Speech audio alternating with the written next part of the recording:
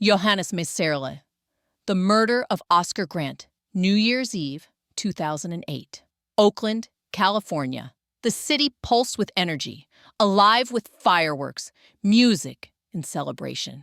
People packed the streets, trains, and bars, ready to welcome 2009 with laughter and joy. But for one man, the night would end not with a kiss at midnight, but with a bullet in his back.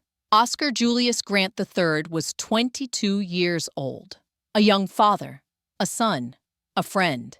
That night, he and his buddies boarded a Bay Area rapid transit, BART, train heading home after the festivities. The air inside the cars was loud, rowdy, electric with the chaos of the holiday. But in one moment, it all shifted. A fight broke out, small, scattered, the kind of scuffle that happens when alcohol and adrenaline mix with a crowded train. Passengers pulled out phones. Someone called the police. And when the train screeched into Oakland's Fruitvale station, officers were already waiting. Among them was Johannes Meserle, 27 years old, relatively new to the force. He wasn't known for leadership or bravery or compassion. He was known for following orders. And on this night, those orders were simple: control the chaos. Grant and several of his friends were pulled off the train, forced onto the cold platform. Officers shouted, pushed, and pinned them down in front of dozens of passengers. The crowd began yelling back, raising their phones, recording every second. The tension was thick, ready to snap. Oscar Grant lay face down on the platform, hands behind his back, surrounded by armed officers. He was unarmed. He posed no threat. He begged them not to shoot. And then, the unthinkable happened. Johannes Meserle drew his weapon. He pressed it against Oscar's back. And he fired. One gunshot cracked through the air, echoing against the steel and concrete of the station. Passengers screamed. The camera phones captured it all. Oscar's body jolted. Blood spread across his white sweatshirt. He groaned, fighting for breath, his life spilling out onto the platform in front of a horrified audience. Meserle's defense would later claim it was a mistake, that he thought he had drawn his taser, not his gun. But watch the footage, shaky, grainy, undeniable, and ask yourself, how does a trained officer mistake a bright yellow plastic, lightweight device for a heavy black Glock? Oscar was rushed to the hospital. Hours later, he was dead. His daughter, Tatiana, just 4 years old, would grow up without her father. The outrage was immediate. The footage spread across the Bay Area like wildfire. For many, it was confirmation of what they had always known, that young black men could be killed by police without reason, without mercy. The streets of Oakland ignited. Protesters clashed with riot police. Smoke filled the air. Windows shattered. This wasn't just anger. It was grief, rage, and a demand for justice. For the first time in California's history, a police officer faced a murder charge for killing a civilian in the line of duty. Johannes Meserle was arrested and put on trial. But the trial was a storm of manipulation. The defense painted him as inexperienced, scared, overwhelmed. They hammered home the taser mistake narrative.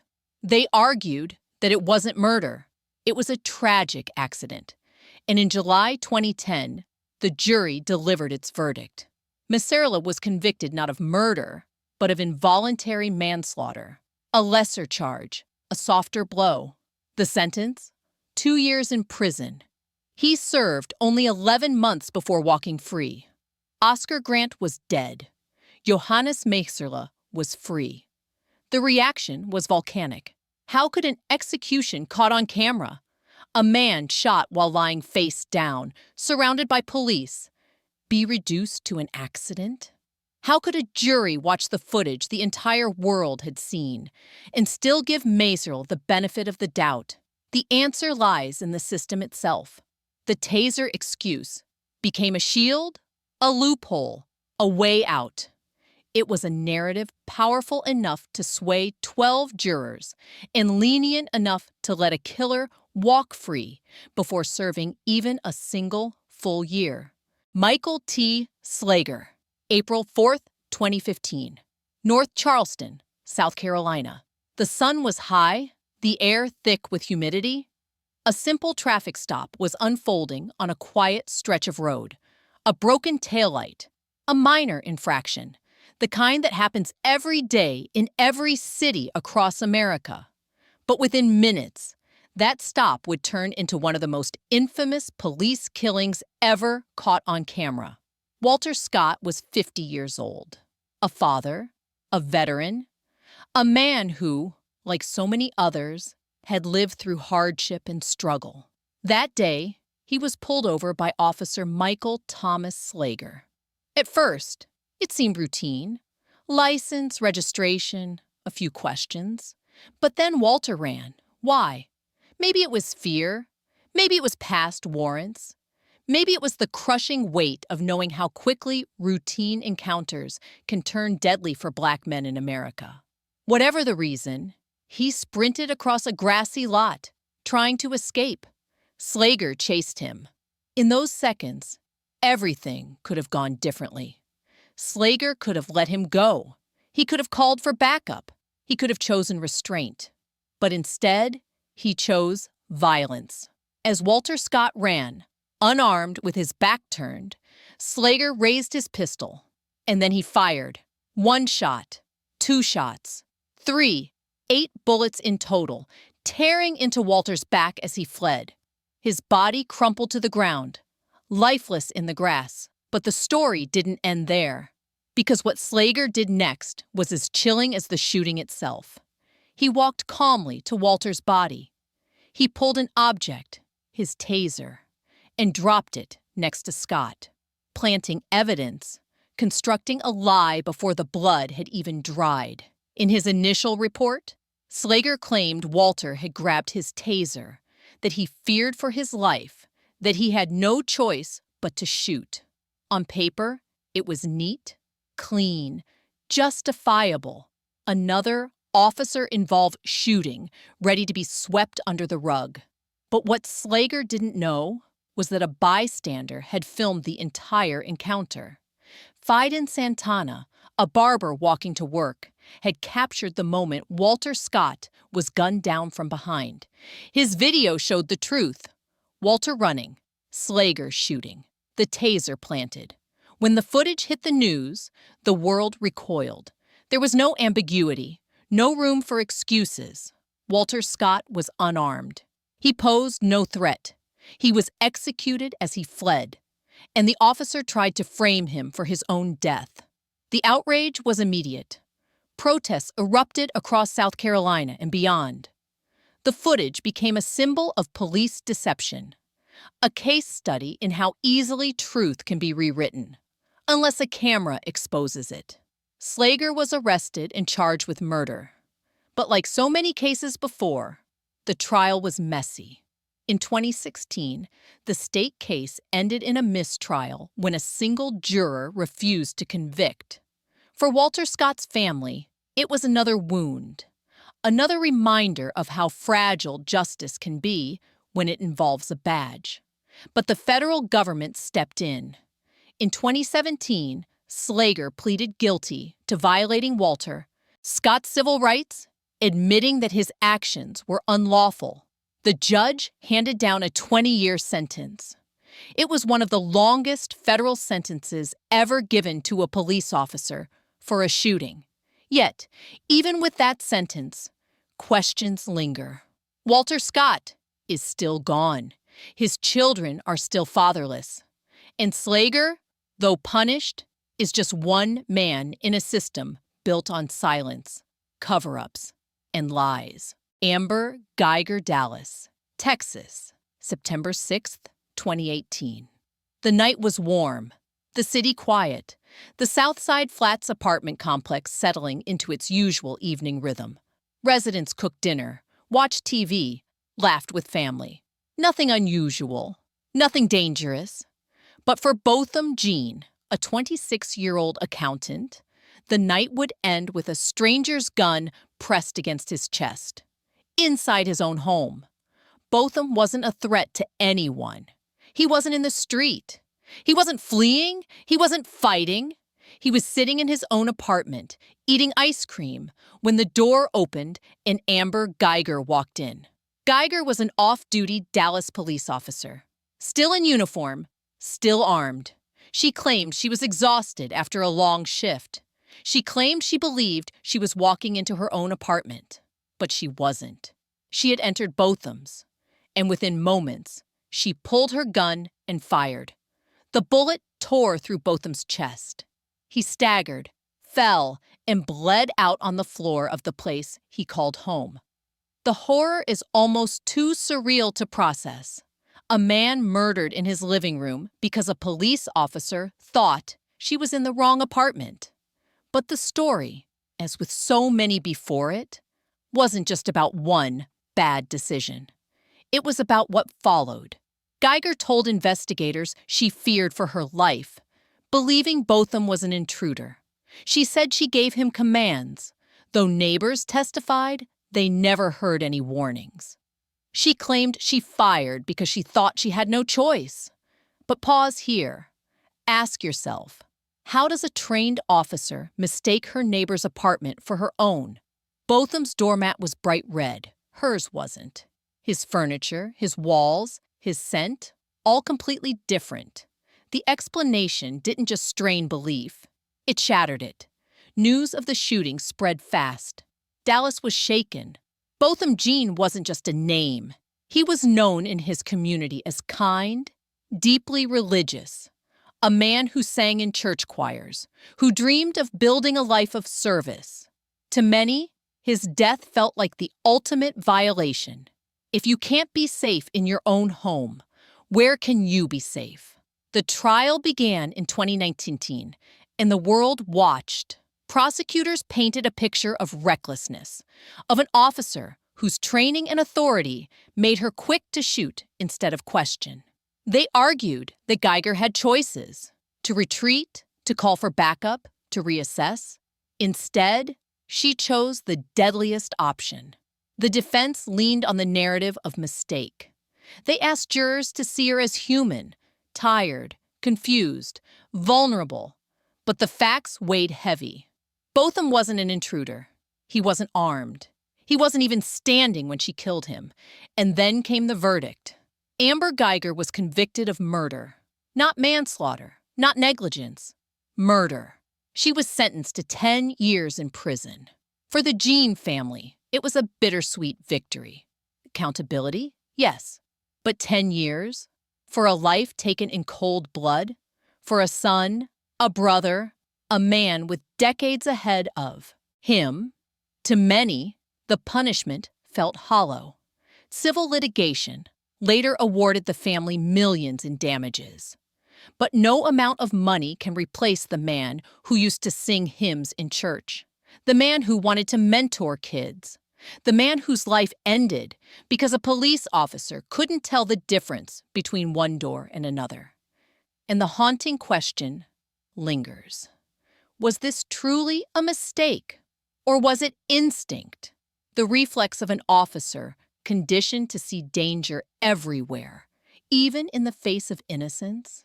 Amber Geiger claimed she feared for her life, but it was Botham Jean who paid the ultimate price. Mohammed Noor, Minneapolis, July 15th, 2017.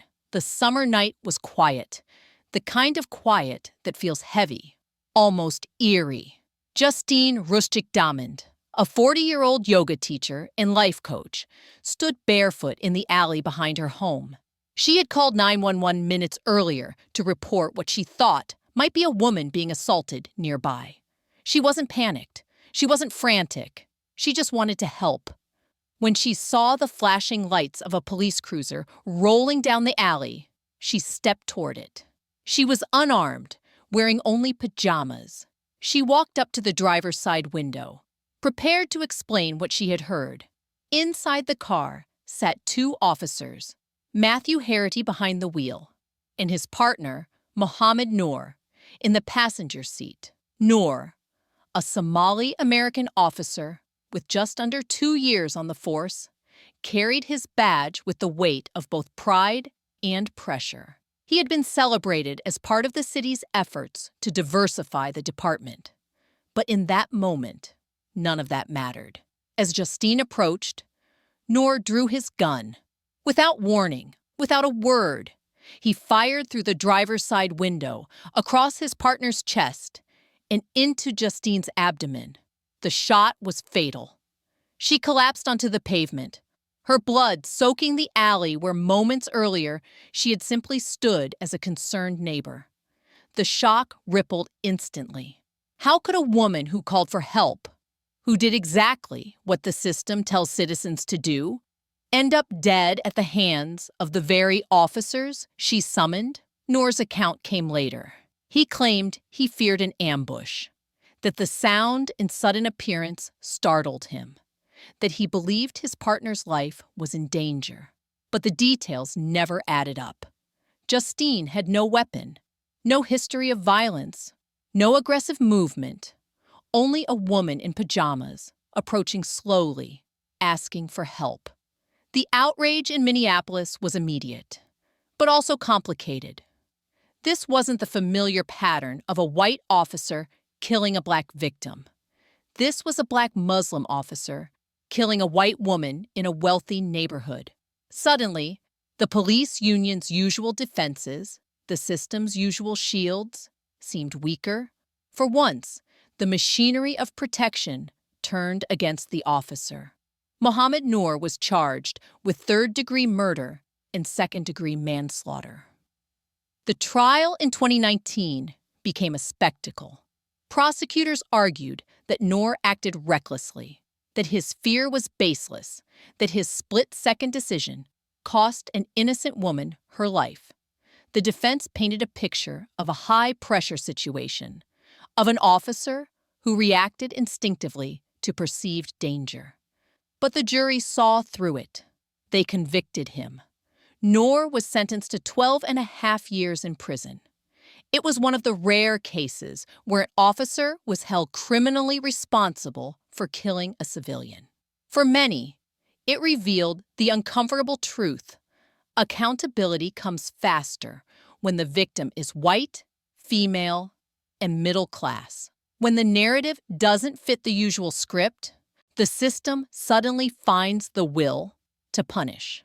Justine's family received a record $20 million settlement from the city, the largest in Minneapolis history at the time. Money that acknowledged the injustice, but did nothing to erase the horror of a woman who called for help and was instead killed by the people she trusted most. And Noor? His case raised another disturbing question. Was his prosecution about justice or about sacrifice? Was he punished because his actions were uniquely egregious, or because he was an outsider in a department and a system that usually protects its own? Kim Potter, April 11th, 2021, Brooklyn Center, Minnesota.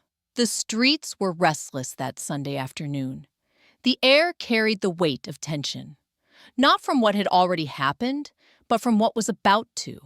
Because on that day, 20-year-old Dante Wright, a young father, would never make it home. Dante wasn't a hardened criminal. He wasn't armed. He was a kid, playful, bright, the kind of young man who still cracked jokes with his family. He had a son, barely a toddler, who adored him. His life was messy at times, yes, but it was life, a future unfolding.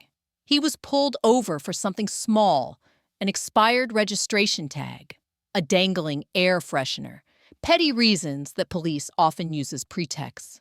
But once the stop escalated, officers discovered a warrant for a missed court date. They moved to arrest him. Dante panicked. He tried to get back into his car. And then came the mistake that wasn't a mistake. Kim Potter, a 26-year veteran of the Brooklyn Center Police Department, rushed to assist. She was experienced, trained, a field training officer responsible for teaching rookies how to handle moments exactly like this. Her voice rang out on body cam footage. Taser! Taser! Taser! But in her hand wasn't a taser. It was her Glock. The gun fired once. A single bullet tore into Daunt Wright's chest. His car lurched forward, rolling down the street before crashing into another vehicle. Dante slumped, his life ending before it had even begun. The footage is haunting. Potter's voice shifts from command to shock. Holy shit! I shot him. She claimed she thought she was holding her taser. She claimed it was all a tragic accident. But how does a 26-year veteran confuse the two? A taser is bright yellow, light, plastic. A Glock is heavy, black, metal, different weight, different feel, different trigger pull. Yet Potter wanted the jury and the world to believe that in a split second, she made the deadliest mistake imaginable. The outrage was immediate. Brooklyn Center erupted in protests. Crowds clashed with police in scenes that echoed the George Floyd protests less than a year earlier. The community had already lived through one police killing. Now, it was reliving the nightmare. Dante's family mourned a son, a brother, a father. His mother spoke of the phone call she received while he lay dying. The sound of his girlfriend screaming in the background. His son, barely 2 years old, would now grow up with memories of his father only in photographs. Kim Potter was charged with first and second-degree manslaughter.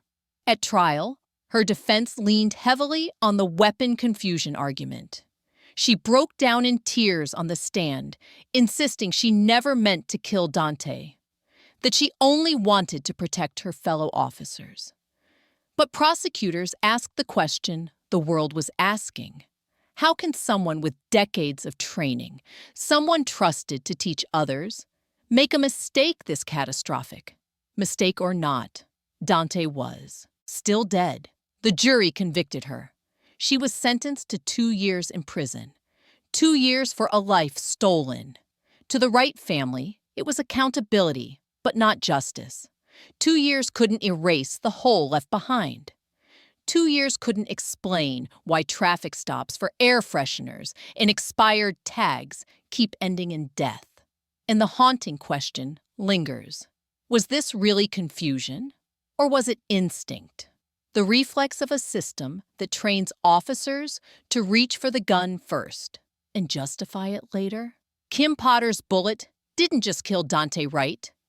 It sent a chilling message that in America, even a routine stop can become a death sentence, even in the hands of those sworn to protect.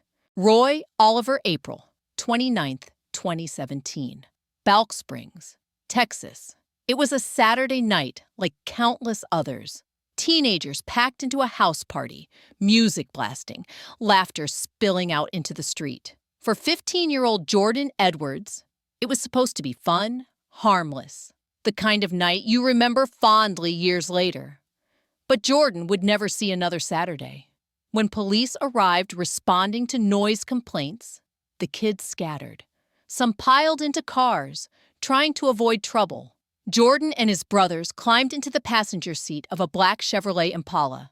They weren't drunk. They weren't violent. They were leaving. Then, without warning, the night exploded in gunfire. Officer Roy Oliver, a 6-year veteran of the Balk Springs Police Department, raised his AR-15 rifle and opened fire into the moving vehicle. 5 shots cracked through the night, shattering glass, puncturing metal. One bullet struck Jordan Edwards in the head. The car lurched to a stop. Jordan's brothers screamed for help. Their little brother slumped lifeless beside them. He was 15, a freshman, a straight-A student, a kid who dreamed of playing football in college. His life ended before it even had the chance to begin. At first, Oliver claimed the car was coming toward him, that he feared for his life, that he had no choice but to fire. It was the same story officers had told for years. The same script designed to shield them from consequences. But this time, the body camera footage told the truth. The car wasn't moving toward Oliver. It was driving away. Jordan and his friends were fleeing danger, not creating it. The video proved what the boys in the car already knew. Oliver didn't fire in self-defense. He fired in anger. The outrage spread quickly. Jordan's family described him as gentle, shy, respectful. The idea that this boy, unarmed, innocent, posed any kind of threat was absurd. Community leaders demanded accountability. And for once, the system responded. Oliver was fired from the department. He was arrested and charged with murder. The trial in 2018 gripped the nation. Jurors saw the body cam footage. They heard testimony from Jordan's brothers, who relived the horror of watching him die inches away.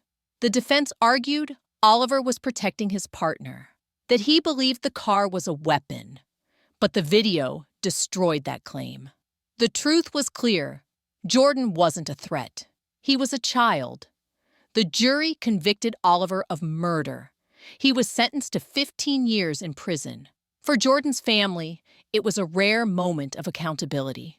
But even accountability can feel hollow when you're standing over a casket. His parents buried a son who should have been graduating high school, going to prom, preparing for college. His brothers lost not just a sibling, but their closest friend. 15 years behind bars may punish Roy Oliver, but it doesn't answer the deeper question. How does a man sworn to protect see a car full of children as a target? How does a system create officers so quick to turn fear into bullets, even when the threat is a 15-year-old boy driving away? Jordan Edwards was killed not because of who he was, but because of who Roy Oliver was. A man who carried a badge, a rifle, and a deadly assumption. Newman K. Raja, October 18, 2015. Palm Beach Gardens, Florida. It was just after 3 a.m. The highway was nearly empty, the world asleep. Corey Jones, a 31-year-old church drummer, pulled his SUV to the side of the road. The engine had failed. He called for help, his instrument cases stacked in the back seat. To anyone passing by, it was an ordinary scene. A young man stranded after a late-night gig. But ordinary would turn deadly. Corey wasn't a threat. He wasn't committing a crime. He was simply waiting for a tow truck, on the phone with roadside assistance, unarmed, except for a legally purchased handgun he carried for protection in the dark hours after shows. He had a permit. He had a right. And then came the unmarked van. No flashing lights, no sirens, no uniform, just a plain white cargo van that pulled up beside him. Inside was Newman K. Raja, a plainclothes officer on duty for a burglary task force. He didn't identify himself as police. He didn't flash a badge. He didn't even give Corey a chance to understand what was happening. Instead, he rushed toward him, aggressive, shouting, ordering. Corey, confused and scared, thought he was being robbed. His instincts told him to run. He scrambled to get away. Raja opened fire. 6 shots rang out in the night. Bullets tore through Corey's body. He collapsed on the grass, 100 feet from his disabled SUV. Alone, dying. His drumsticks still in the car. His phone still on the line with roadside assistance. The call recording every sound. That call would prove everything. On the audio, Raja never identified himself as a police officer. He never warned Corey. What he did instead was bark orders in a tone that sounded like an ambush. Then gunfire. Then silence. Corey Jones was dead. And Raja's report told a very different story. He claimed Corey pulled a gun on him. He claimed he had no choice but to shoot. The same narrative officers have used for decades to justify killing unarmed black men. But the audio told the truth. Corey never fired his weapon. He never even pointed it. He was running, trying to escape what he believed was a robbery. The outrage spread quickly. Palm Beach Gardens had never seen anything like it. A beloved church musician, gunned down by a cop pretending to be anything but. His family demanded answers. His community demanded justice. For years, cases like this ended with silence. Officers walked free, protected by the badge and the benefit of the doubt. But not this time. In 2019, Numan Raja stood trial. Prosecutors played the roadside assistance call in the courtroom. Jurors heard Corey's last words, his confusion, the shots that ended his life. They heard Raja's lies unravel in real time, and they convicted him. Manslaughter by culpable negligence and attempted first-degree murder. The sentence? 25 years in prison. It was a rare moment. A cop, not just accused, but convicted. For Corey's family, it was a measure of accountability. But no verdict could erase the horror. Corey Jones would never play his drums again. He would never see his family again. And the question that still lingers: what chance does anyone have on a dark roadside when a man in plain clothes, driving an unmarked van, can kill you without even saying the word police? Corey called for help, but help never came. Death did. Robert Charles Bates, April 2nd, 2015.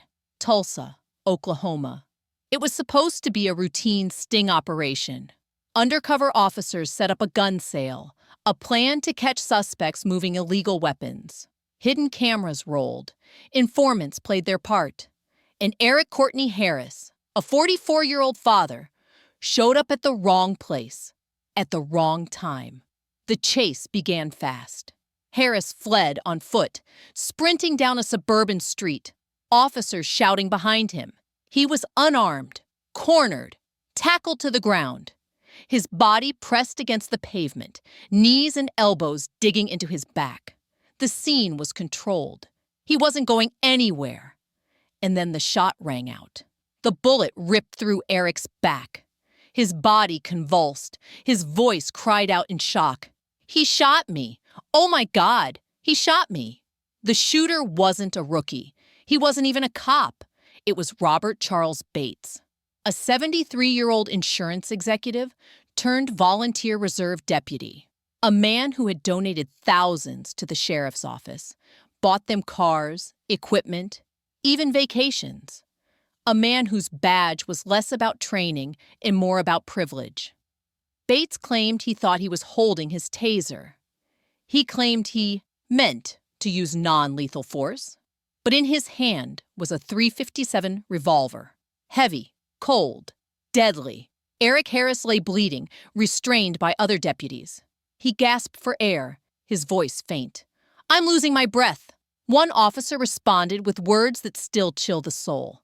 "Fee your breath." Eric Harris died there on the pavement. And Robert Bates became the face of a system so broken it allowed wealthy donors to play cop without proper training. The cover-up began immediately. Reports insisted it was an accident. Bates himself insisted he was certified, trained, qualified. But evidence told a different story. Training records were falsified. Supervisors admitted corners had been cut. Bates had no business carrying a gun, let alone chasing suspects in an undercover sting. The outrage spread like wildfire. Eric's death wasn't just about one bullet. It was about a sheriff's office that sold its badge to the highest bidder. A system that blurred the line between professional law enforcement and dangerous hobby. The trial in 2016 was damning. Prosecutors dismantled the defense's claims of mistake. They showed how the taser and gun were kept on opposite sides of the body, how their weight, feel, and trigger pull were unmistakably different. They painted a picture of recklessness, of privilege, of a man who should never have been there in the first place. The jury convicted Bates of second-degree manslaughter. The sentence? 4 years in prison. He served just over 2 before walking free. Eric Harris's family was left with rage and grief. Their loved one killed not by a cop doing his job, but by a wealthy volunteer playing one. And that's the haunting truth. Eric Harris wasn't killed by mistake. He was killed by a system that allowed an old man with money and connections to masquerade as law enforcement. A system that valued donations over lives. Ask yourself, how many Eric Harrises are out there? How many lives lost to men who never should have carried a badge, who treated policing as a hobby, a game, a status symbol? Eric's last words echo still. I can't breathe. Not because of resistance, not because of a crime, but because the people who were supposed to protect him chose recklessness, arrogance, and cruelty. Robert Bates fired the gun, but the sheriff's office put it in his hand, and that truth is far deadlier than a single bullet.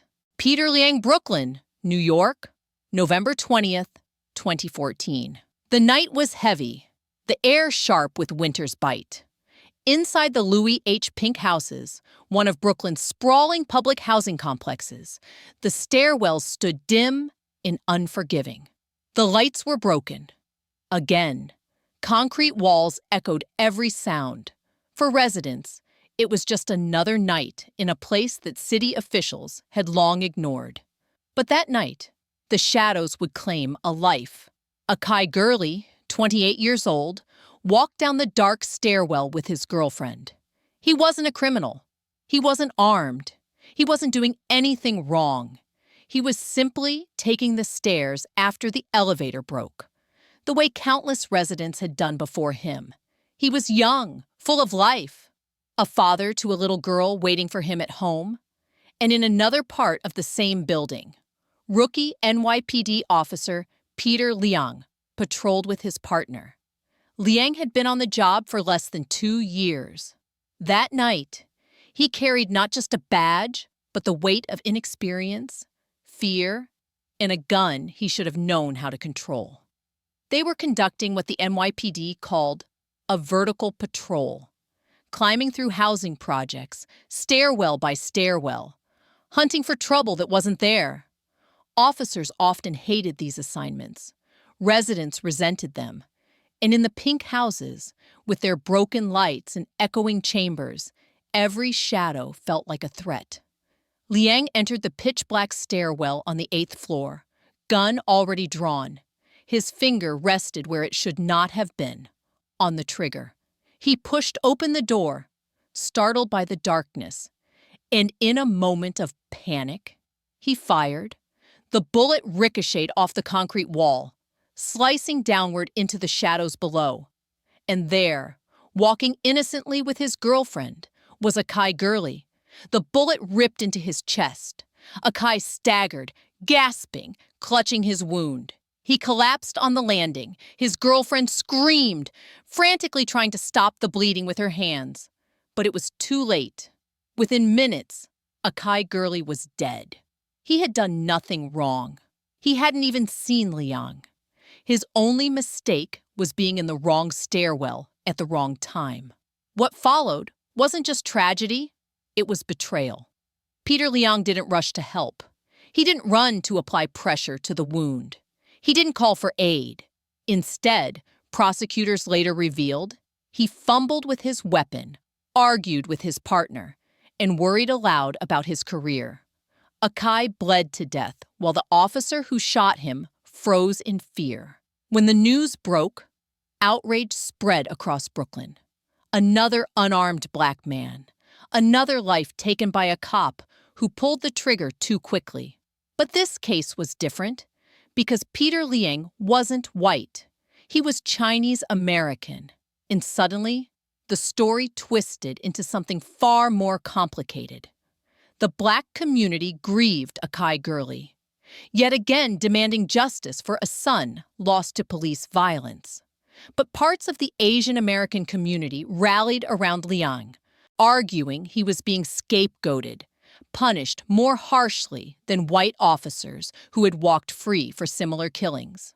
The trial in 2016 became a national flashpoint. Prosecutors described Liang as reckless, unfit, a man who carried a deadly weapon but lacked the discipline to handle it. They hammered on his failure to render aid, his cowardice in the aftermath. The jury agreed, guilty of second-degree manslaughter and official misconduct. For a brief moment, it seemed like accountability. But then came the reversal. At sentencing, the conviction was reduced to criminally negligent homicide. Liang was spared prison. Instead, he received 5 years of probation and 800 hours of community service. Akai Gurley was dead. Peter Liang walked free. The decision split New York in two. To many in the Black community, it was yet another slap in the face. Another cop who killed an unarmed Black man, escaping with barely a scratch. To many in the Asian American community, it felt like proof of systemic bias, that a Chinese officer was punished while white officers had walked. But lost in the crossfire was the simple, brutal truth. Akai Gurley was gone. His daughter would grow up without a father, his family without a son, his community without a friend. And the officer who pulled the trigger didn't even go to prison. The case raised questions that still haunt the city. Why are officers sent into housing projects with guns drawn, as if poverty itself were a crime? Why was a rookie with so little experience sent to patrol an environment so volatile? And why does justice seem to hinge not just on the crime, but on the color of the officer who commits it? Peter Liang's bullet ricocheted in a stairwell that night. But its echoes reached far beyond. It revealed a system where tragedy and politics collide, where accountability is selective, where grief is weaponized, and where the people caught in the middle, like Akai Gurley, are forgotten. And perhaps the cruelest detail of all, Akai never even saw his killer. He never had the chance to run, to fight, to plead. He was simply walking down a stairwell, and then he was gone. Derek Chauvin. The evening of May 25th, 2020, began like any other in Minneapolis. The air was warm, the streets alive with the usual hum of a city easing into summer. People walked home from work, families gathered for dinner, and in the Powderhorn neighborhood, a corner store called Cup Foods was closing in on another uneventful day. George Perry Floyd Jr. walked through its doors just before 8 p.m. At 6'6", he was hard to miss. A towering figure, but with a gentle demeanor. He wasn't there to cause trouble. He just wanted cigarettes. For George, it was a small errand on an ordinary night. He couldn't have known that it would be his last. The cashier believed the $20 bill George handed over was counterfeit.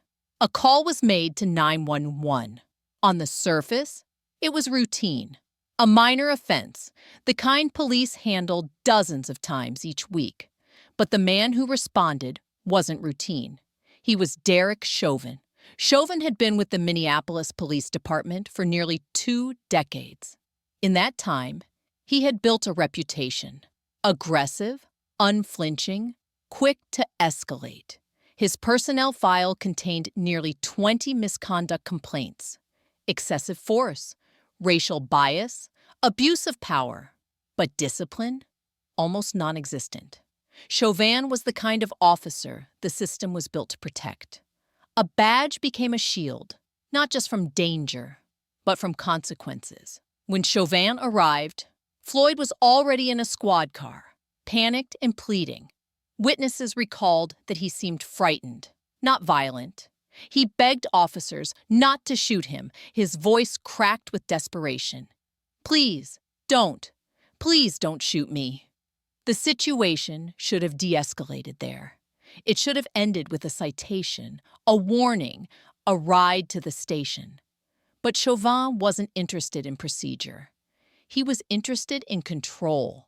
Moments later, Floyd was forced to the ground, his hands cuffed behind his back. Chauvin approached, his face cold, his posture rigid. And then, with chilling certainty, he drove his knee into George Floyd's neck. At first, it looked like restraint. Standard police training often used the knee-to-back tactic. But this wasn't a back. It was a neck, a fragile passage of air and blood, pinned to unforgiving asphalt. The seconds ticked by. George Floyd pleaded, "I can't breathe," over and over, 8 times, 10 times, 12 times. His words grew weaker, his breaths more shallow.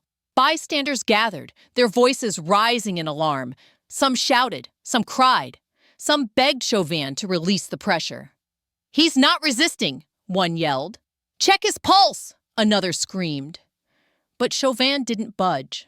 His face remained eerily calm, detached, almost casual. His hand rested on his thigh, his sunglasses perched above his brow, as though this was just another day at work. For him, maybe it was. 9 minutes and 29 seconds. That's how long Derek Chauvin knelt on George Floyd's neck. Long enough for Floyd's cries to fade into silence. Long enough for his body to go limp. Long enough for the crowd to realize they weren't watching an arrest. They were watching an execution. And then came the silence. The kind of silence that hangs heavy, suffocating. Floyd's chest no longer rose. His eyes stared blankly into the night. Still, Chauvin kept his weight pressed down, even after paramedics arrived.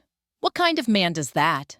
What kind of officer hears a man plead for air, hears a crowd scream for mercy, sees life draining away, and still refuses to move? It was Darnella Frazier, a 17-year-old bystander who ensured the world would know the truth.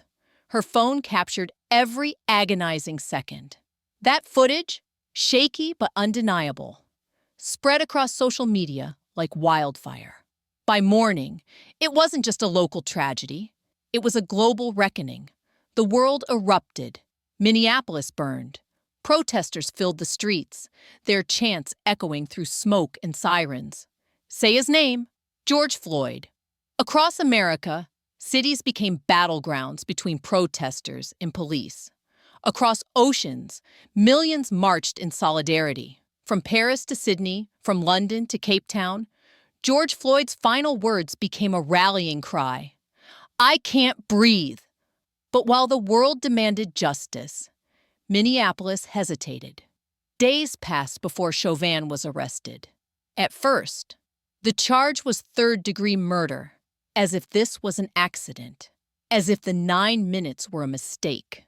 Pressure mounted, protests grew louder, and finally, the charges escalated. Second-degree murder. The trial in 2021 was unlike any in living memory. Broadcast live, it became a stage where America's conscience was put on trial alongside Chauvin. Jurors watched the video over and over. Experts testified that Floyd didn't die of drugs or heart disease. He died because Chauvin deprived him of oxygen. And then, the unthinkable happened. Fellow officers broke the blue wall of silence. Chauvin's own police chief testified against him, saying his actions violated training and ethics. It was a rare moment, the system turning on one of its own. The jury deliberated. The world held its breath, and when the verdict came, it struck like thunder. Guilty on all counts. Murder, manslaughter, accountability at last. Chauvin was sentenced to 22.5 years in prison. Later, he pleaded guilty to federal civil rights violations, adding more years to his sentence. But accountability is not justice, because George Floyd will never walk again. He will never hug his daughter, never laugh with his friends, never live out the years stolen from him. And the haunting question remains, would this outcome have been possible without the camera? Without a teenager brave enough to hold her phone steady while the world looked away? Because before George Floyd, there were countless others. Eric Garner, Tamir Rice, Philando Castile. Their names echoed, but justice rarely followed. Derek Chauvin wasn't unique. He was simply caught. What does that say about the system? What does it say about the countless officers who've walked away, their crimes unrecorded, their victims forgotten? Derek Chauvin's story isn't just about one man's cruelty. It's about a culture that allowed him to believe he could press his knee into a man's neck for 9 minutes and never face consequences. A culture where the badge is a shield, the pen rewrites the truth, and silence buries the dead. George Floyd's death was captured in 9 minutes of horror, but the real crime stretched across decades. Every complaint ignored, every victim silenced, every moment Derek Chauvin was told he was untouchable. And that is why his case will never stop haunting us. Because deep down, we all know, without that video, Derek Chauvin would still be wearing a badge. And George Floyd's name would be nothing more than another line in a police report. Jason Van Dyke, Chicago, October 20th, 2014. The streets of the South Side were quiet that night. Streetlights flickered against damp asphalt, casting long shadows that seemed to follow every step. 17-year-old Laquan McDonald walked alone down Pulaski Road, a pocket knife in his hand, its blade barely visible in the glow of headlights. He wasn't charging anyone. He wasn't threatening anyone. He was simply walking, slowly, aimlessly, away. But the city of Chicago was about to explode. Officers had been called after reports of a teenager breaking into trucks with a knife. Squad cars rolled in one after another, surrounding Laquan from a distance. Their headlights cut through the darkness like predators circling prey. Yet no officer had pulled the trigger. They were waiting, watching, holding their distance. Tense? Yes. Dangerous? Possibly, but contained. And then Jason Van Dyke arrived. For 13 years, Van Dyke had worn the Chicago police badge. But behind his record was a pattern no one in power wanted to confront. More than 20 citizen complaints, excessive force, verbal abuse, intimidation, racial bias. Time and time again, the warnings were there. And time again, they were buried under bureaucracy in silence. He was shielded by the institution, a cop who believed, with good reason, that he could act with impunity. When Van Dyke stepped out of his cruiser that night, it was as though a switch flipped. Other officers had held their fire, but not Van Dyke. He drew his pistol almost immediately. His eyes locked on the teenager across the road. 6 seconds. That's all it took. 6 seconds after arriving, Van Dyke opened fire. The first bullets hit Laquan in the chest and neck. The impact spun him around, his body collapsing onto the pavement. He twitched, gasped, his limbs jerking as life drained away. But Van Dyke didn't stop. He kept firing, again and again and again. 16 shots in total. Bullets ripped through Laquan's arms, legs, and back long after he was already down. Think about that. 16 bullets for a single boy carrying a knife. 16 bullets against someone who wasn't attacking, wasn't lunging, wasn't even standing. It wasn't policing. It was slaughter. The silence afterward was deafening. Smoke drifted from the barrel of Van Dyke's gun. Laquan's body lay crumpled on the street, his blood pooling beneath him. Other officers moved in, but none stopped Van Dyke. None dragged him back. None shouted, "Enough!" Instead, they began crafting a different story. Within hours, the official reports claimed Laquan had lunged at officers, that Van Dyke fired in fear for his life. The paperwork painted a picture of a violent, dangerous teen whose aggression forced an officer to act. It was neat, convenient, deadly. For more than a year, that story stood. The dashcam footage, the one piece of evidence that could reveal the truth, was locked away, hidden. The city fought tooth and nail to prevent its release. Behind closed doors, officials knew what it showed. They knew the reports were lies, but they also knew what would happen if the public saw the video. And then, after relentless legal battles and pressure from journalists, the footage was forced into the light. The world finally saw it. Laquan walking away, not toward. His back turned, his pace steady. And Jason Van Dyke unloading his weapon into him like a man possessed. 16 bullets, each one recorded, undeniable, impossible to excuse. Chicago erupted. The footage sparked protests that stretched for weeks, paralyzing the city. Crowds filled the streets, demanding answers, demanding accountability. "Justice for Laquan," they chanted, their voices echoing against the skyscrapers of downtown. The scandal spread like wildfire. Questions turned into accusations. Why did the city wait 400 days to release the video? Who knew the truth? How high did the cover-up go? The mayor's office, the police department, even the city's legal teams, all implicated in the conspiracy of silence. The killing wasn't just Jason Van Dyke's crime. It was institutional. And for the first time in half a century, a Chicago police officer faced murder charges for an on-duty shooting. The trial in 2018 was a spectacle of horror.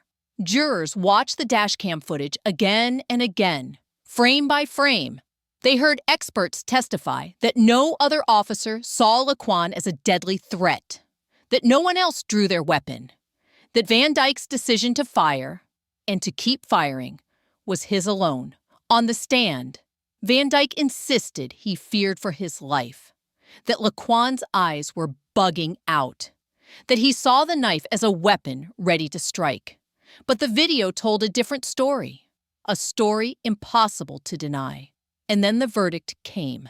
Guilty, second-degree murder, 16 counts of aggravated battery, 1 for every shot fired. For the first time in modern Chicago history, a police officer was convicted for killing a civilian in the line of duty. But the sentence? Just under 7 years in prison. A punishment that to many felt like a slap on the wrist compared to the life taken. Laquan McDonald would never see 18. He would never graduate, never build a family, never live the decades stripped from him in seconds. Jason Van Dyke, meanwhile, would walk free before serving even a decade. To Laquan's family, the conviction brought accountability. But accountability is not the same as justice. Justice would have been Laquan alive. Justice would have been a system that stopped Van Dyke long before that October night. The fallout didn't stop at Van Dyke. Investigations into the Chicago Police Department uncovered a culture of silence, a code of blue that allowed misconduct to thrive. Officers manipulated reports. Superiors looked the other way. The department, for years, functioned more as a shield for its officers than as protection for the public. And that's the deeper horror. Jason Van Dyke wasn't an outlier. He was a symptom. The kind of officer produced when a system rewards aggression and punishes honesty. The kind of officer emboldened by years of looking the other way.